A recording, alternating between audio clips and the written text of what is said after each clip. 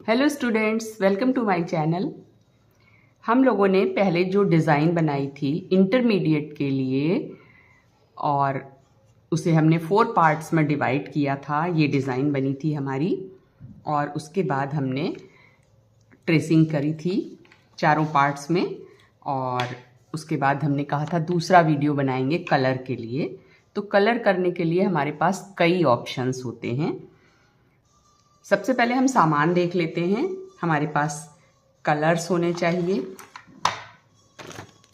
White colour अलग से, palette होनी चाहिए, पानी रखने के लिए एक कंटेनर होना चाहिए और एक कपड़ा ज़रूर होना चाहिए। कुछ ब्रशेस, एक सूती कपड़ा होना चाहिए हमारे पास और कुछ 0 नंबर का 3 नंबर का ब्रश होने चाहिए। 2-3 तरह के ब्रश से काम चल जाता है। 0 नंबर की बहुत ज़्यादा आवश्यकता नहीं होती है। इसके बाद हम कलर कैसे करेंगे तो हम बता रहे हैं आपको कि कलर करने के कई तरीके हो सकते हैं। हमने पहले छिपा लिया है। ये बार बार डिज़ाइन ना बनानी पड़े, हमारे पास समय बहुत कम है, इसलिए हमने एक ही डिज़ाइन में 2-3 तरह से आपको बताने की कोशिश की है। तो पहले पार्ट में हमने इसको लाइट ऑरेंज कलर से हमने इसका वॉश किया है, पूरा वॉश किया है। और उसके बाद ग्रीन के लाइट और डार्क शेड्स से इसकी पत्तियां और डंठल बनाए हैं। और फिश जो हैं प्योर ऑरेंज, उसमें थोड़ा डार्क मिला के वाइट करके किया है। और यहाँ पे एक ध्यान देने वाली बात है, जिस तरह से हमारा ग्रीन कलर हाईलाइट हो रहा है, इसी तरह से हमें फ्लावर्स भी अपने हाईलाइट करने थे। तो हमने light purple, dark purple shade लिए हैं और अपने फ्लावर और कलियां बनाई हैं। इसके बाद हम अगर बहुत ज़्यादा सूक्ष्म आलेखन नहीं बनाते हैं तो मेरे पास जगह बच जाती है थोड़ी सी आलेखन में। उसको फिल करने के लिए हम इस तरह से थोड़ा सा डार्क शेड या इस बेस कलर का लाइट शेड या डार्क शेड लेके ये लाइंस वगैरह बना सकते हैं इसमें, जिससे हमारी डिज़ाइन फिल हो जाएगी। और एक अलग शेड आ रहा है कि ये पोर्शन हमारा लाइट है और ये वाला पोर्शन इधर का डार्क है। और इसी तरह से हमें अपोजिट साइड में भी बनाना है बच्चों। लेकिन एक बात ध्यान देने की है, डिज़ाइन बनाने के बाद हमें सारे पार्ट्स में, सारी आवृत्तियों में, सारे भाग में, कुछ भी कह सकते हैं, उनमें ट्रेस कर लेना है, यानी छाप लेना है। और उसके बाद हम वॉश कलर जो करेंगे, बेस कलर, ये हमें पूरी डिज़ाइन में अपनी कर लेनी होगी, जितने पार्ट्स भी होंगे। उसके बाद हम लोग एक एक आवृत्ति को या यूनिट कह सकते हैं, उसको पूरा करते हुए चलेंगे। क्योंकि अगर समय की कमी हो जाती है तो हमारा एक भाग पूरा होना चाहिए, कंप्लीट, जैसा हम दिखाना चाहते हैं। जब एक भाग पूरा हो जाए तो उसके बाद दूसरा भाग हम करेंगे और इसके बाद फिर और भाग करते रहेंगे। लेकिन एक यूनिट कंप्लीट होना मस्ट है। तो ये आपको समझ में आ गया होगा इसमें। और हमने इसमें फिशेस को जो है इसी के डार्क शेड में दिखाया है।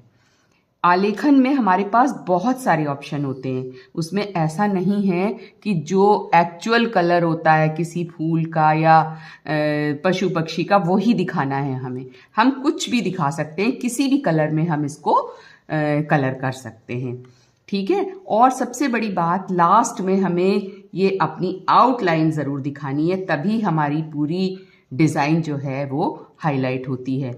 और सीधी लाइन अगर आप खींच सकते हैं तो बहुत अच्छी बात है, और आप अगर नहीं खींच सकते हैं तो डैश लगाया, डॉट लगाया, डैश डॉट डैश डॉट, इस तरह से कर देते हैं, जिससे हमारी आउटलाइन भी बन जाती है और वो टेढ़ी मेढ़ी भी नहीं होती है। आशा है आप लोगों को ये बात समझ में आ गई होगी। और अगर हम इसके अपोजिट वाला पार्ट बनाएंगे तो सेम इसी तरह से बनाएंगे। इसके बाद हमने एक कलर और किया है, उसको भी देख लेते हैं। अब हम इस भाग को छिपा लेते हैं और हमारे पास ये डिज़ाइन आ गई। डिज़ाइन तो सेम ही है, लेकिन इसको रंगने का तरीका थोड़ा सा फ़र्क कर दिया है हमने। इसमें जो दो भाग हैं उनको हम इस तरह से कलर कर रहे हैं कि कोई एक शेप बन जाए जिसको हम अंदर का मान लें। अंदर का मतलब इस साइड का, और ये हिस्सा बाहर का हो गया। तो हमने इसमें लाइट पिंक शेड से अंदर वाले हिस्से में वॉश कर दिया है। और वॉश करने के भी कई तरीके हैं। हम पूरा वॉश कर सकते हैं, अगर हमारा डार्क बना हुआ है तो हम पूरा वॉश कर सकते हैं, अदरवाइज हम छोड़ छोड़ के भी वॉश कर सकते हैं, जैसे हमने पहले डिज़ाइन में किया था। उसके बाद ये वाला हमने डार्क किया है दोनों साइड में।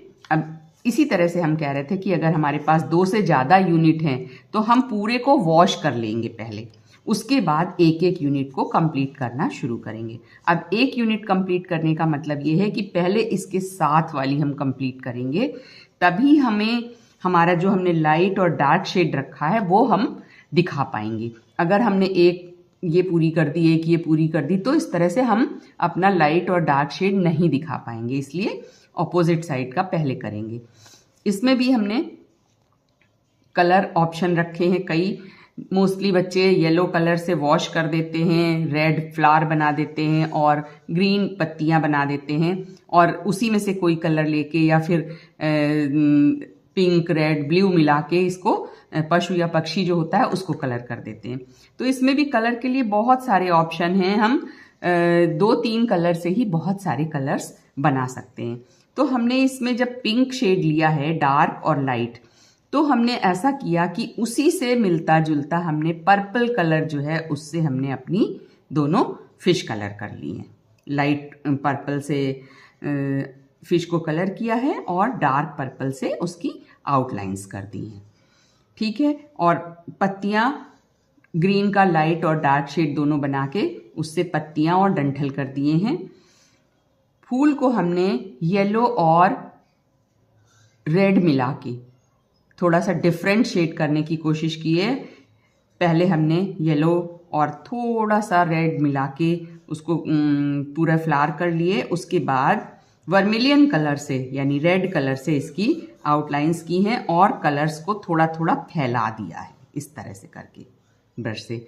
ब्रश गीला रखेंगे आप और किनारे कलर लगाएंगे इस तरह से, कलर लेके जैसे इस तरह से किया हमने, और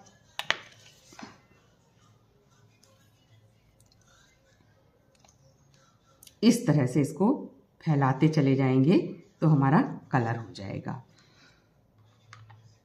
सारे फ्लावर्स और कलियां जो हैं वो हमने कर लिया। सूक्ष्म आलेखन जो है इसमें हमने वो भी कर लिए हैं। और जैसे पहले हमने बताया था, लाइट वाला जो पोर्शन है उसमें इस पिंक और इस पिंक के बीच का कलर एक बनाया है हमने, ये वाला, जिससे हमने इसके अपने आलेखन को भर दिया है। ये एक बहुत अच्छा ऑप्शन है। बच्चे मेहंदी भी बहुत अच्छी बना लेते हैं। या तो हम पूरी डिज़ाइन के बाहर बाहर हम एक लाइन बनाते चले जाते हैं, या फिर हम जैसे मेहंदी में भरने के लिए डिज़ाइंस बनाते हैं ना, इस तरह से, इस तरह ऐसे बनाते चले जाते हैं। इस खाली हिस्से को भरने के लिए हमारे पास बहुत सारे तरीके हैं। हम किसी भी तरह अपने खाली हिस्से को भर सकते हैं। और हमने एक हिस्से को वैसे ही छोड़ दिया है। या तो हम ये वाला काम लाइंस वाला भरने वाला खाली जगह को इधर कर सकते थे। इधर हमने इसलिए नहीं किया क्योंकि हमने इधर सूक्ष्म आलेखन ज़्यादा बनाए हैं। ये वाले इस तरह के गोले बना के और ये इस तरह के सूक्ष्म आलेखन इस तरफ ज़्यादा है, इसलिए हमने लाइन बनाने का काम लाइट वाले पोर्शन में किया है। और फिर लास्ट में हमने आउटलाइन ज़रूर की है। आउटलाइन में पहले हमने बताया था इस तरह से करने के लिए, इसमें हमने इसको एस जैसा बना दिया है। इससे भी हमारी लाइन पूरी सीधी बन जाती है और देखने में खूबसूरत दिखाई देती है। और इसका अपोजिट, अब इसको कलर करने के बाद इसका ये वाला हिस्सा भी हम कलर कर लेंगे। आशा है आप लोगों को हमारी कलर करने का तरीका बहुत पसंद आया होगा। अगर पसंद आया है तो लाइक ज़रूर करना, सभी के साथ शेयर ज़रूर करना, क्योंकि बोर्ड एग्ज़ाम में अब समय बहुत कम रह गया है। तो सभी लोग इसको देखें और इसी तरह से कलर करने की कोशिश करें और अच्छे अच्छे मार्क्स लेकर आएं। मेरी शुभकामनाएं आप लोगों के साथ हैं और चैनल को सब्सक्राइब ज़रूर करिएगा। Thank you.